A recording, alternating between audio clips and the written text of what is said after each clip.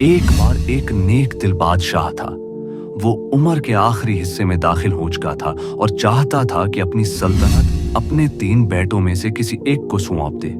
लेकिन बादशाह समझता था कि सिर्फ ताकत या इल्म काफी नहीं। असल बादशाह वही है जिसके दिल में अपनी रियाया के लिए मोहब्बत और खिदमत का जज्बा हो। आजमाइश के इब्तिदा बादशाह ने तीनों बेटों को बुलाकर कहा, मैं तुम्हें एक एक सोने का सिक्का देता हूँ। तुम्हें कल शाम तक ये कमरा भर कर दिखाना होगा।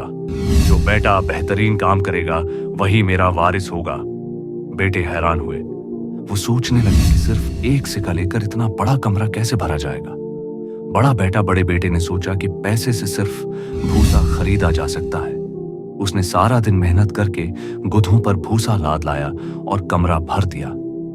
लेकिन शाम तक भौसा बिखरने लगा और बदबू आने लगी। बादशाह ने कहा, यह जगह तो भर गई मगर इसमें सुकून नहीं है।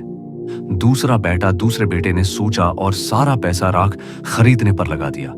उसने भी कमरा भर दिया, लेकिन राख उड़ उड़ कर लोगों की आंखों में जा रही थी। बादशाह ने अफसोस से सिर हिला दिया। छोटा बेटा अब सबकी नजरें छोटे बेटे पर थीं। उसने सिर्फ एक छोटा सा दिया खरीदा। जब रात हुई तो उसने दिया जलाकर कमरे के दरमियान रख दिया।